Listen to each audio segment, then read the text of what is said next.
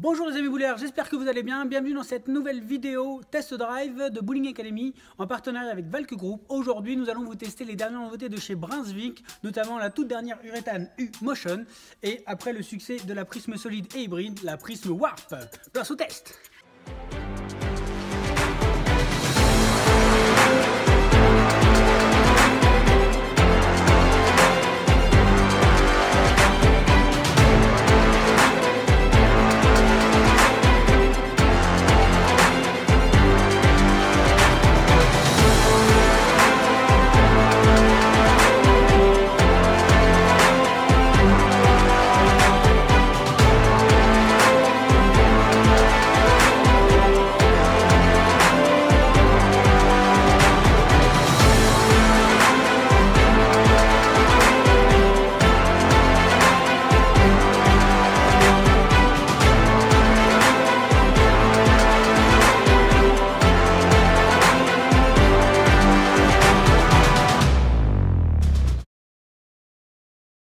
Alors, suite de chez Brunswick, après avoir eu la True Motion, nous avons le droit à la U-Motion, donc une suite qui se compose donc toujours d'une coque solide uréthane, d'un noyau U-Motion, d'un RG de 2,59 et d'un différentiel de 0,020.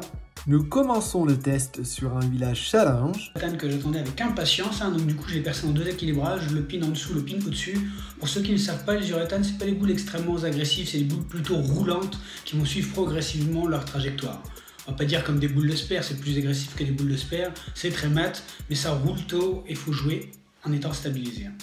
Donc la différence entre le pin en dessous et le pin au-dessus, vous verrez, le pin au-dessus, la boule a tendance à avoir un peu plus de profondeur, mais un peu plus de crochet en fin de piste. Donc là on est sur le village challenge, 41 pieds, les lattes sèches sont à droite de la 8e latte, donc je peux m'appuyer dessus pour que ça réponde.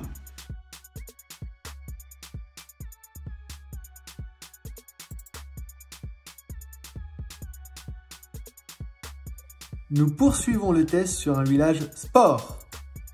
Au niveau du village sport, je prends la première, le pin down. On voit que je touche pas du tout la une. Donc du coup, vous verrez, deuxième lancée, je me remets un peu plus à droite, j'essaye de venir chercher les petites lattes sèches à la 4e latte, je touche la une, c'est pas encore convaincant. Du coup, ce que j'ai fait, c'est que j'ai pris un pas de 1000, j'ai satiné la surface de la boule, plus mat, et j'ai ralenti un peu la boule. Et on voit que la boule, elle se stabilise, et a tendance à toucher la une et faire strike. Hop, bingo! Donc là, c'est sur le pin down, qui est plus stable que le pin up. Le pin up va plus loin et finit un peu plus.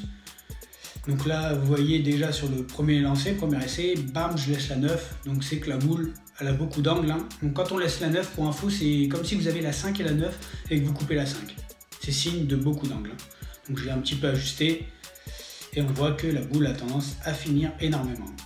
Donc du coup, rappelez que les uréthanes, c'est des boules qui ont tendance à rouler tôt, qui sont très stables, qui suivent un peu leur progression.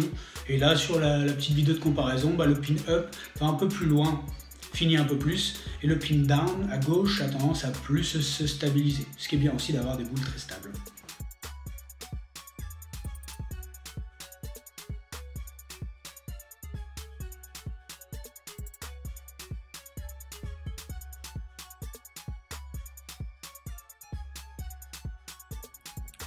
Dernière nouveauté de chez Brunswick, donc il s'agit d'une suite.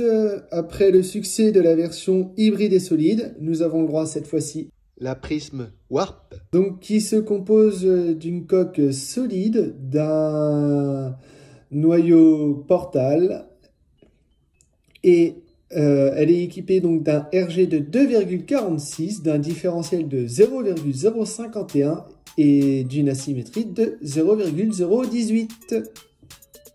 Nous commençons le test sur un village challenge. Prisme Warp. Donc là je me suis placé exactement pareil que les uréthanes, donc forcément je le savais, ça allait arriver pleine gueule puisque la boule est beaucoup plus agressive, on est sur des boules haut de gamme de chez Brunswick. Donc là forcément on va se décaler à gauche. Pour ceux que vous rappelez, on a sorti la prisme solide récemment et la hybride, donc la solide très roulante, très régulière, et la hybride plutôt brillante avec plus de crochets en fin de piste. La prisme Warp, on est un peu entre les deux, a tendance à rouler, se stabiliser et avoir un bon crochet en fin de piste également. Nous poursuivons le test sur un village sport.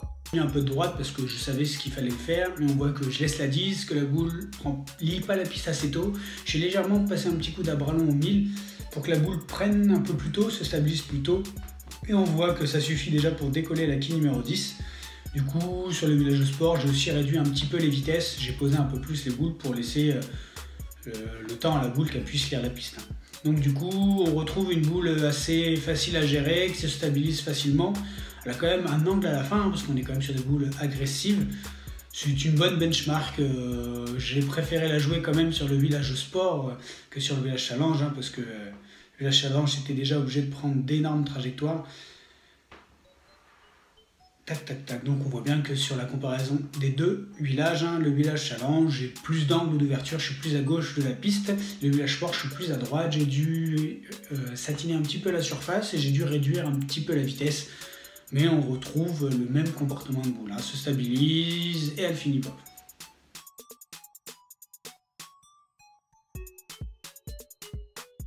Eh bien les amis bouleurs, nous vous remercions d'avoir regardé cette vidéo. N'hésitez pas à nous suivre sur Facebook ou YouTube où vous pourrez retrouver toutes les autres vidéos des tests drive. On remercie bien entendu Valke Group de nous envoyer toutes ces boules afin de vous les tester. N'hésitez pas à revenir vers nous pour toute éventuelle question. On remercie également le Kineball de pouvoir tester ces boules dans de bonnes conditions. Et on vous dit à très bientôt dans une prochaine vidéo. Ciao!